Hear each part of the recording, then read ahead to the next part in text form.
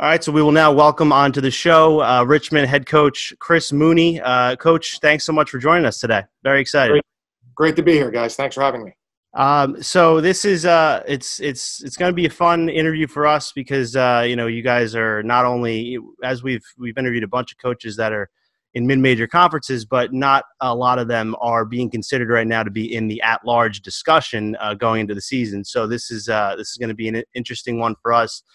We wanted to start out by just talking about your turnaround. Obviously, the 2 seasons prior to this past one, were disappointing years for you guys. And then out of nowhere, a 24-7 record this past season. You were in the at-large discussion this year as well.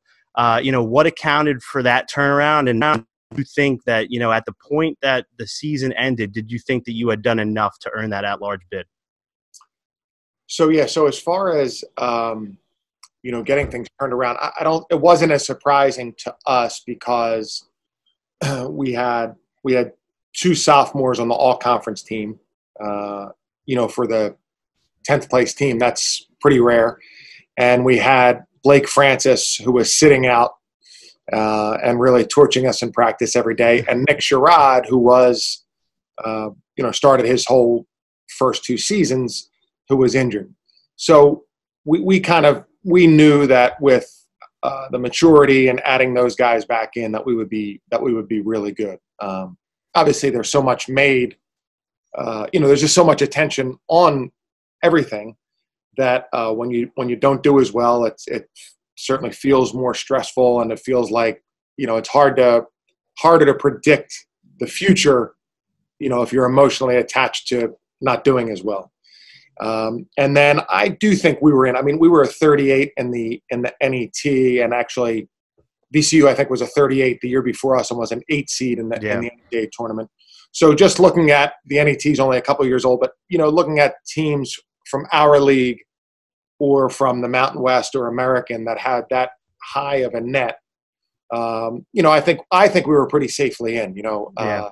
Easier to say now, I guess, but I'm pretty sure we were. Yeah, I agree. I remember Joe Lenardi coming out with a few brackets that had you guys right on the bubble, and it didn't seem right to me. I remember tweeting a few times about how I thought that you guys should have been a little bit more firmly in than he had you, but depending on how everything shook out, of course, in the rest of the conference tournaments, it was looking, I think, more promising than not. I wanted to ask you about, you kind of lived through you obviously lived through this a little bit. You got a bunch of questions on it the year before, but obviously the whole billboard situation and a bunch of people calling for your job. And, I know it's probably, kind of nice looking back on that now, kind of being able to stick it to those guys. Was it difficult for you in the moment to kind of block that out? I know your teammates were pretty vocal, your players were pretty vocal about, being supportive of you. Was it difficult to block out and, focus on the season with that all going on in the outside?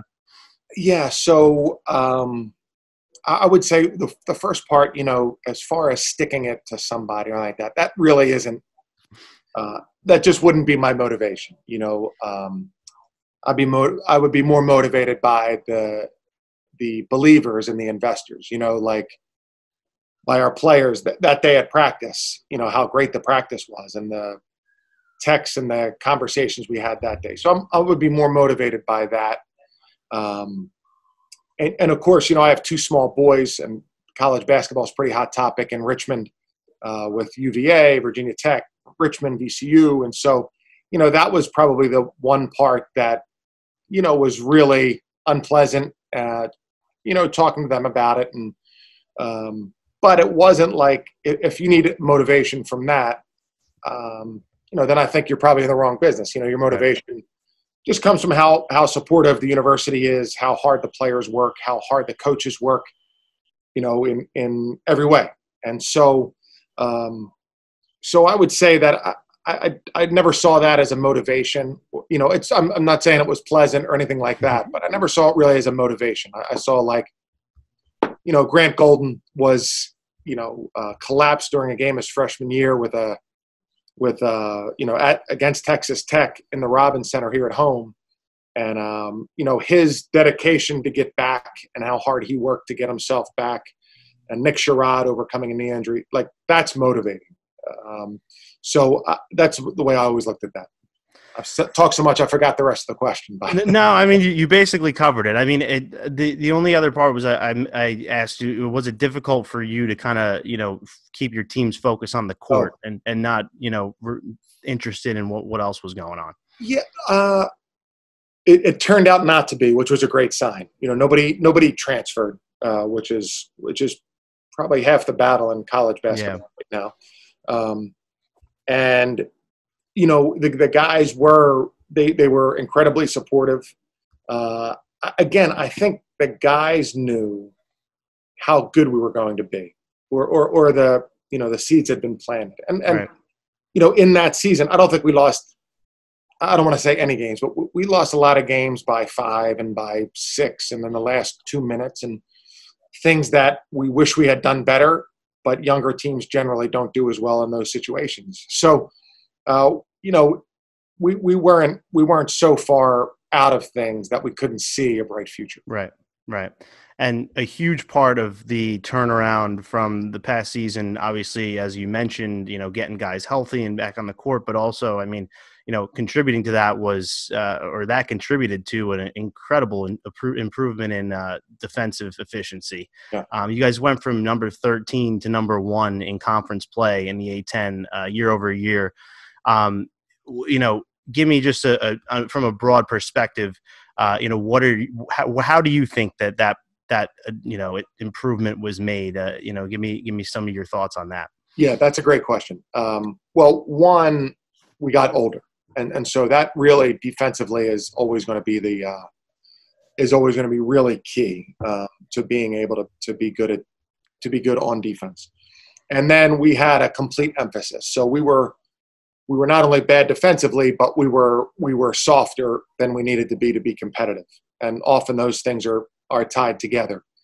And so from about a week to 10 days after the season of the previous year, we started working almost strictly on defense and closeout drills and taking charges and diving on the floor and positioning, and really over and over and over again. And that's harder to do during the spring and summer, but our guys, we laid it out for our guys. We don't really emphasize stats or metrics and things like that in the program, but we did in that seg, and we laid out our rankings and where we were, and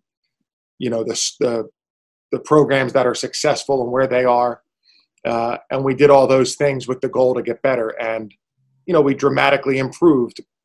Again, we would have been better on defense because we're older, and right. added Blake Francis and Tyler Burton, 2 really athletic, good defenders. But we took a gigantic step, mainly because of the focus of the players. The focus of the program became that. Focus of the players embraced it. And from there, we were able to really improve dramatically. And I noticed that you mentioned Blake Francis, and he missed a few games this season in the middle of the conference season.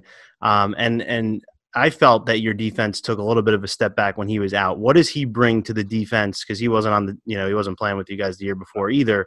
Do you feel that he brings, a certain aspect to the defense that you guys struggle to replace when he's not in there?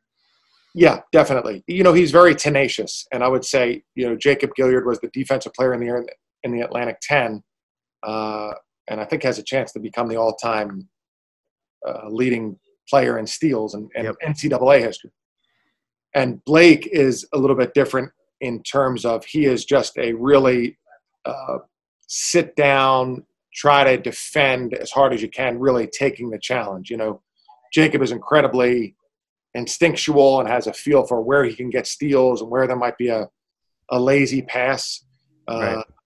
But Blake is more of, he really takes it very, very personally, the guy that he's guarding. And so I think at the point of attack, Blake is excellent to be there because he's quick and he's strong and he's locked in, and he really addresses his defense personally, and tries to, wants to never let anybody score or everybody have any breathing room. So one interesting thing, looking at the defense again too, that we noticed is something that I thought about. You guys gave up a lot of 3-point attempts last year, but you only allowed opponents to shoot just over 30% of those threes. And I know that I believe it's the Milwaukee Bucks imply a similar strategy where, they give up more threes and they're just very good at defending the three ball. That's, but ultimately with the way the game is going, 3-pointers are so much more important. And there are times where people will look at those numbers and think that a regression is coming if the 3-point percentages are a little more random than some of the other stats. Have you gone back and kind of reviewed the tape for there and to see, basically what was the quality of looks you were allowing to see what kind of regression might come? Yeah, that's a great point and a great question. So I remember when Coach Majerus was, I was at the Air Force Academy when he was at Utah, and then he was at St. Louis when we've been here. And their teams always had, their defensive 3-point field goal percentage was always really great, even in the high 20s. And it didn't, when you were watching on tape, it didn't feel, it felt like, well, that's a 50-50 shot, that like you're saying, the regression. And when you study it, well, he happened to miss that.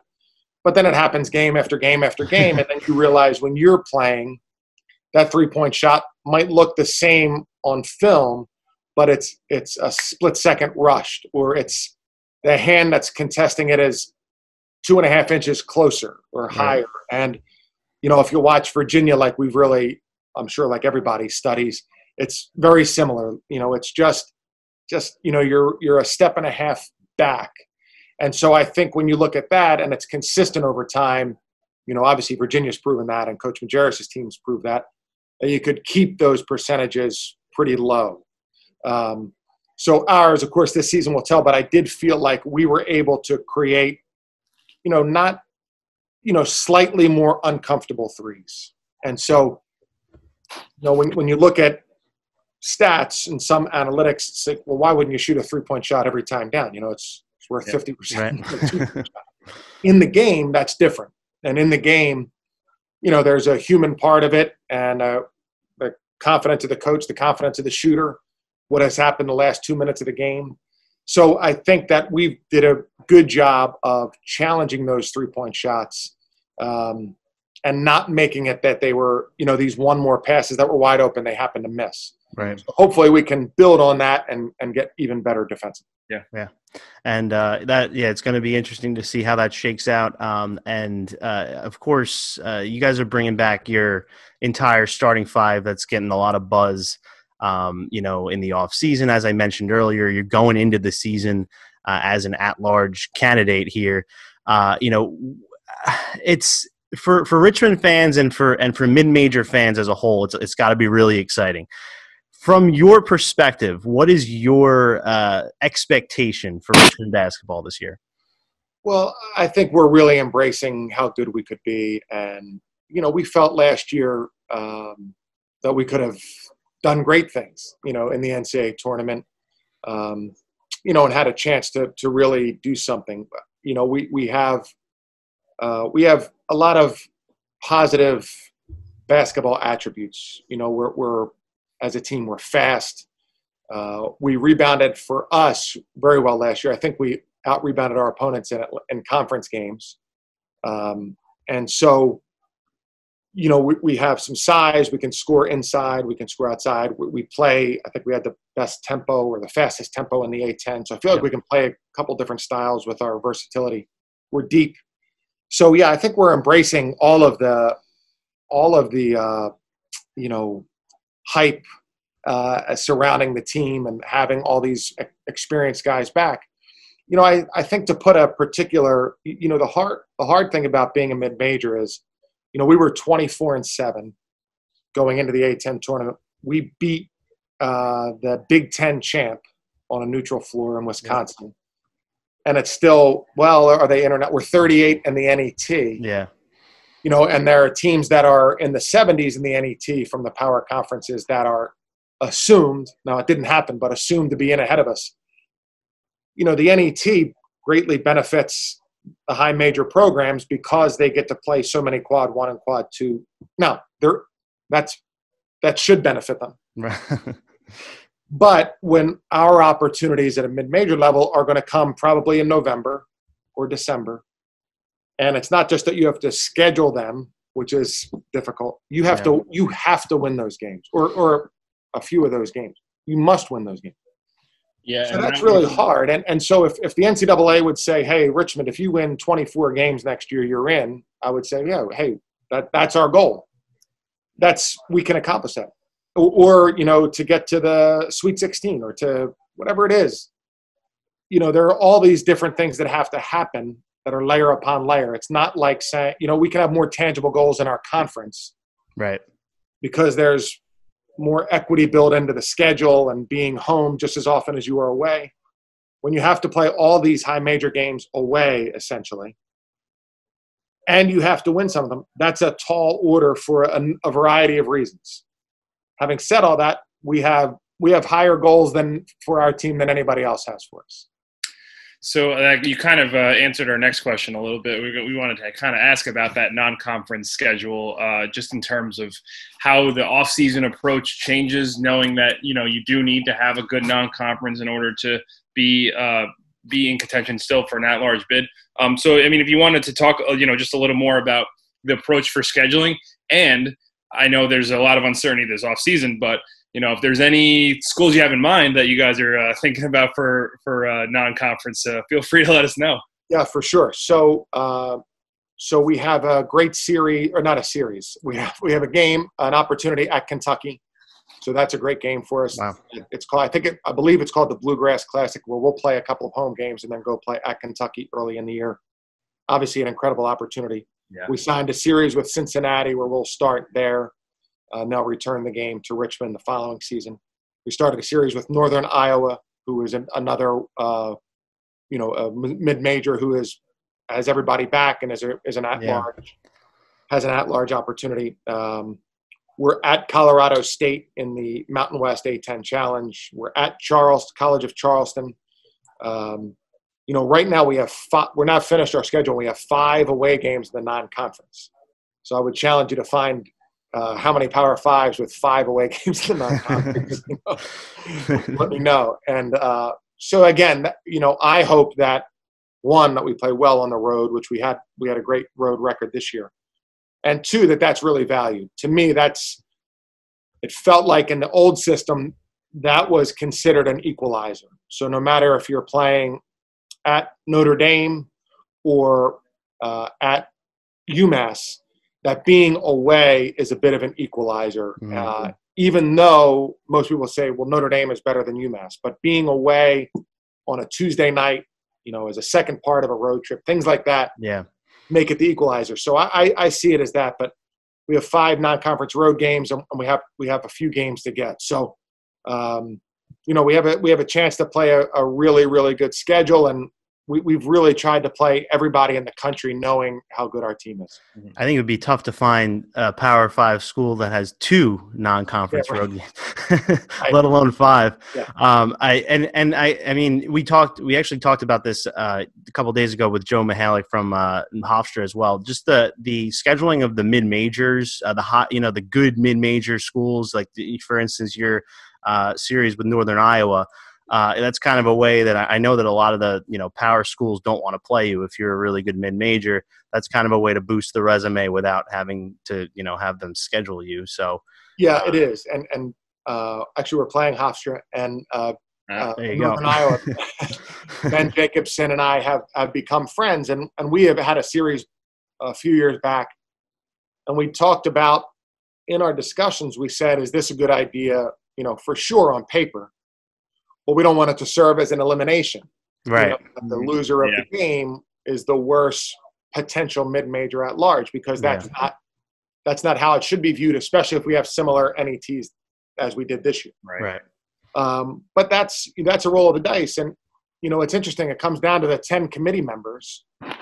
And it's just an interesting phenomenon. I mean, there's no guidance from the committee before the season. Right. There's just an evaluation after the season. By design or not, I would argue it's by design. Let's talk about your rotation a little bit for the coming season. As I mentioned, all your big guys are coming back. You get Tulane transfer Connor Crabtree available to you this year as well. How do you plan on? I guess you're going with the same five, but how do you plan on deploying the bench and the rotation? Yeah, so I think our bench could be tremendous. So Andre Gustafsson, who's a rising junior from Finland, is like just an incredibly valuable player, really, really good player, tremendous defender, great athlete, has a great sense for the game and has been outstanding for us. Can guard, point guards, high level of effort, great player. I think Connor Crabtree, similar at 6'5", long, athletic, good feel for the game, good defender, has guarded point guards when he was at Tulane. And Tyler Burton probably is going to be one of the best players in the A-10. I actually think he's going to be one of the best players in the history of Richmond before he's done. And, it might not seem as much like that because he was in different years, he might have been a starter who played 35 minutes. But I think Tyler will push guys in the starting lineup, and we could have a lot of different ways to win games. Whether it be great consistent defense, pretty explosive offense, being able to score in the post, all of those things I think could really help us. Yeah, and the last question, or it's kind of a two-part question that I wanted to get to with you. You kind of referenced it earlier when you were talking about pace and tempo, and it's something that really fascinates me in terms of the difference that I think, when you have a really good team like you guys in a mid-major league, I think that, the statistics show that it's more beneficial for you to play faster, get more possessions, and kind of assert your dominance that way. But I feel like the opposite is the case once a school like yours gets into the NCAA tournament and you're trying to, pull an upset. Let's say you're an 8 seed playing against a 1 seed. So what are your thoughts on that? Do you think that, I know that when you guys played, I think it was Vanderbilt, and I forget who the other team was, when you went to the Sweet 16 in 2011, you guys were one of the slowest teams in the nation. And I thought that worked to your benefit. How do you feel, if you guys, you mentioned you wanted to play fast again in conference play. If you got to the tournament, let's say, would you explore potentially slowing down the pace in an NCAA tournament game? Great question. So that would probably be a matchup issue, because even if you're playing against a team that is, a really highly seeded team from a big conference with an incredible roster, they may not shoot well, or they may not, do certain things that lend for them to be a great offensive team. I mean, a truly great offensive team. They may have scored a lot of points in some games. So it'd be one thing to consider. But the other thing would be, and I think that versatility would be the number one thing we're looking for in every recruit, and the number one thing we try to impart on our guys in terms of helping them develop into great players. Versatility means you can dribble, pass, shoot, sense for the game, competitive, defend. And those are things we're really looking for. And so I don't know how other coaches are. I don't think we look at it as what's our pace for the game, day to day or game to game.